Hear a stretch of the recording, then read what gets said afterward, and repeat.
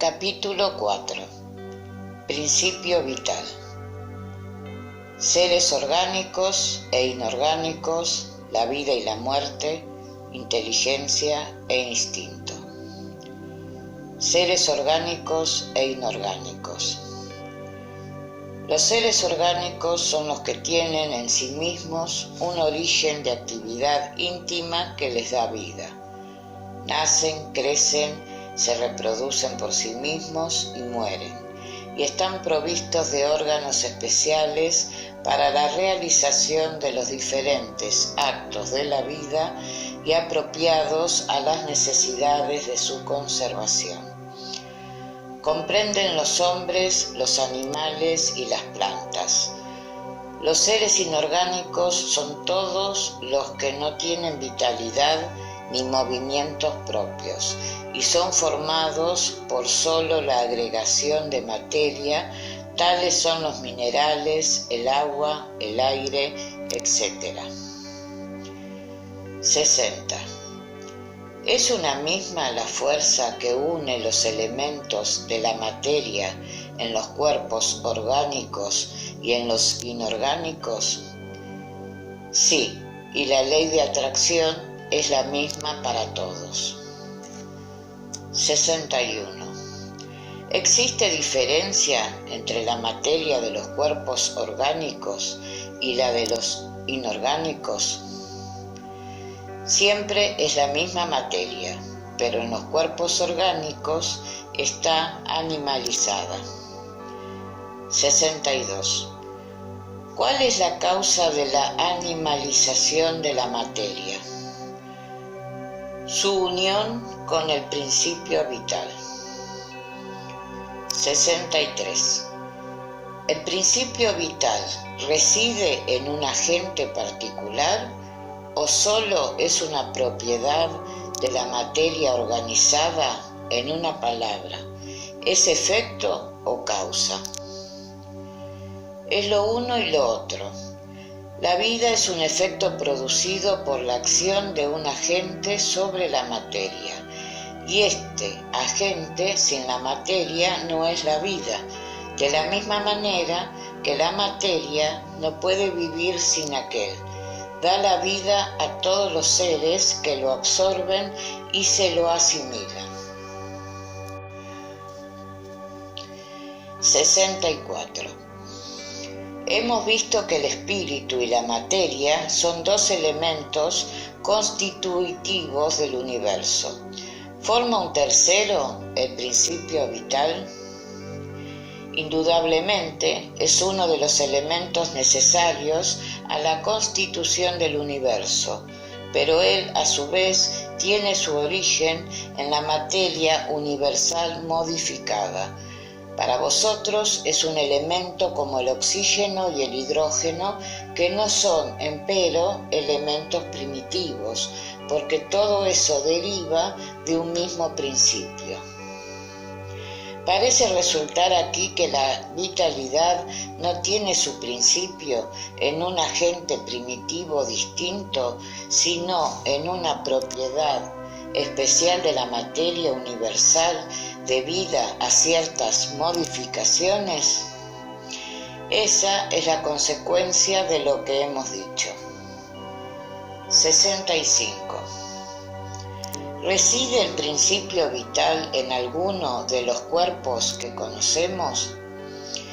¿Tiene su origen en el fluido universal? ¿Es el que vosotros llamáis fluido magnético o fluido eléctrico animalizado y constituye el intermediario, el lazo entre el espíritu y la materia? 66. ¿Es uno mismo el principio vital para todos los seres orgánicos? Sí, modificado según las especies. Es lo que les da movimiento y actividad y los distingue de la materia inerte, porque el movimiento de la materia no es la vida. La materia recibe el movimiento, pero no lo da. 67. ¿La vitalidad es un atributo permanente del agente vital o bien solo se desarrolla por el funcionamiento de los órganos. Solo con el cuerpo se desarrolla. ¿No hemos dicho ya que ese agente sin la materia no es la vida? Es necesaria la unión de ambas cosas para producir vida. ¿Puede decirse que la vitalidad se encuentra en estado latente cuando el agente vital no está unido al cuerpo? Sí, así es.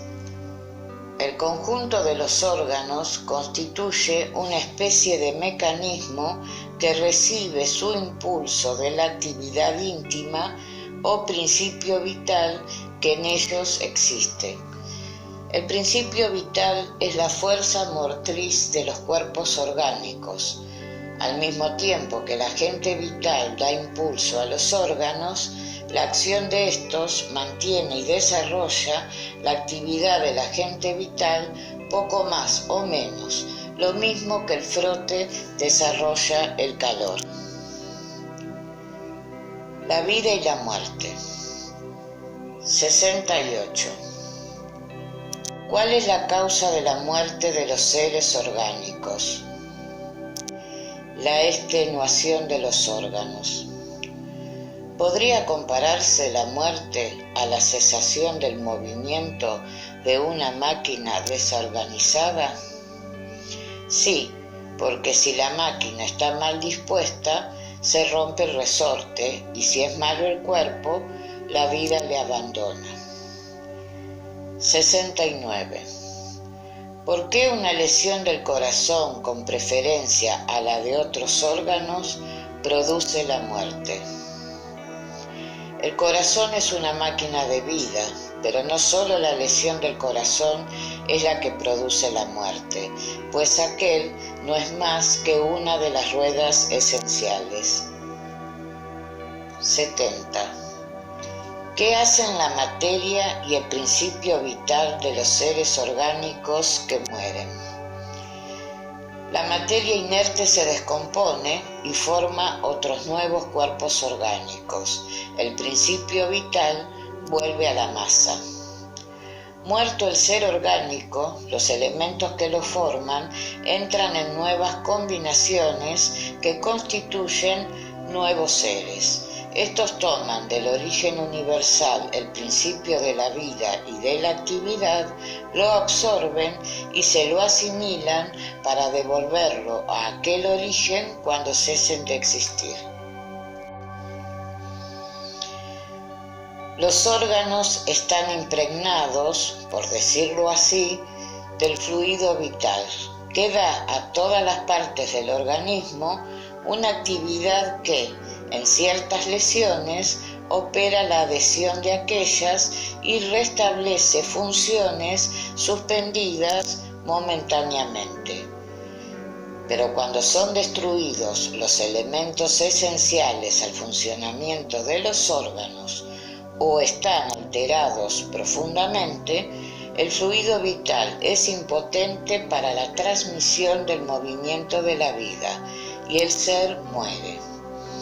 Los órganos reaccionan más o menos necesariamente los unos sobre los otros, y de la armonía de su conjunto resulta su acción recíproca.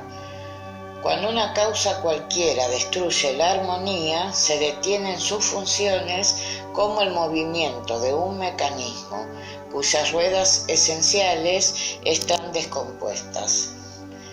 Tal sucede a un reloj que se gasta con el tiempo o se descompone por accidente, viniendo la fuerza motriz a ser impotente para ponerlo en movimiento. Tenemos una imagen más exacta aún de la vida y de la muerte en un aparato eléctrico que contiene electricidad, como todos los cuerpos de la naturaleza, en estado latente, no manifestándose los fenómenos eléctricos hasta que no se pone en actividad el fluido en virtud de una causa especial. Puede decirse entonces que el aparato vive. Cesando la causa de actividad, cesa el fenómeno y el aparato entra en estado de inercia. En este supuesto, los cuerpos orgánicos serían una especie de pilas o aparatos eléctricos en los cuales la actividad del fluido produce el fenómeno de la vida y su cesación, la muerte.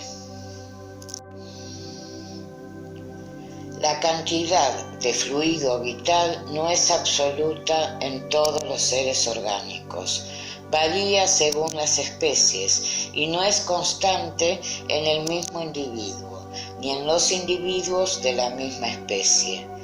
Los hay que están saturados de él, por decirlo así, al paso que otros apenas tienen una cantidad suficiente, y de aquí que la vida sea en algunos más activa, más tenaz y en cierto modo superabundante. La cantidad de fluido vital se agota y puede llegar a ser insuficiente para el mantenimiento de la vida si no se renueva por la absorción y asimilación de las sustancias que lo contienen. El fluido vital se transmite de un individuo a otro y el que tiene más puede dar al que tiene menos y en ciertos casos restituir la vida que está próxima a concluir. Inteligencia e instinto. 71. ¿La inteligencia es un atributo del principio vital? No, puesto que las plantas viven y no piensan, siendo puramente orgánica su vida. La inteligencia y la materia son independientes, pues un cuerpo puede vivir sin inteligencia, pero ésta solo puede manifestarse por medio de los órganos materiales y es precisa la unión con el espíritu para dar inteligencia a la materia animalizada.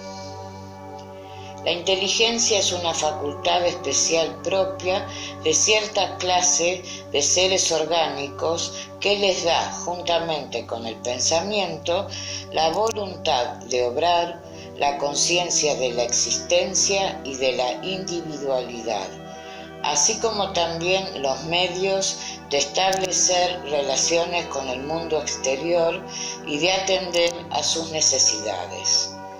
Pueden, pues, distinguirse, primero, los seres inanimados formados únicamente de materia, sin vitalidad ni inteligencia. Tales son los cuerpos brutos. Segundo, los seres animados que no piensan, formados de materia y dotados de vitalidad, pero faltos de inteligencia. Y tercero, los seres animados que piensan, formados de materia, dotados de vitalidad y que tienen además un principio inteligente que les da la facultad de pensar. 72. ¿Cuál es el origen de la inteligencia? Ya lo hemos dicho, la inteligencia universal. ¿Podría decirse que cada ser toma una parte de inteligencia del origen universal y se la asimila como toma y se asimila el principio de la vida material? Esa es una comparación únicamente, pero inexacta, porque la inteligencia es una facultad propia de cada ser y constituye la individualidad moral. Ya sabéis, además, que hay cosas que nos es dado al hombre penetrar y esta es por ahora una de ellas. 73. ¿El instinto es independiente de la inteligencia? Propiamente no, porque es una especie de inteligencia. El instinto es una inteligencia no razonada y por lo cual todos los seres atienden a sus necesidades. 74. ¿Puede fijarse un límite entre el instinto y la inteligencia, es decir, precisar dónde concluye el uno y empieza la otra? No, porque se confunden a menudo, pero se pueden distinguir muy bien los actos que pertenecen al instinto de los que pertenecen a la inteligencia. 75. ¿Es exacto decir que disminuyen las facultades instintivas a medida que crecen las intelectuales? No, pues el instinto existe siempre, pero el hombre lo descuida. También puede el instinto conducir al bien, nos guía casi siempre y a veces con más seguridad que la razón, porque nunca se extravía. Porque la razón no es siempre un guía infalible. Lo sería si no estuviese falseada por la mala educación, por el orgullo y el egoísmo. El instinto no razona, pero la razón deja la elección al hombre y le da el libre albedrío. El instinto es una inteligencia rudimentaria que difiere de la propiamente dicha en que sus manifestaciones son espontáneas casi siempre, al paso que las de la inteligencia son resultados de una combinación y de un acto deliberado. El instinto varía en sus manifestaciones según las especies y sus necesidades. En los seres que tienen conciencia y percepción de las cosas exteriores, se alía a la inteligencia, es decir, a la voluntad y a la libertad.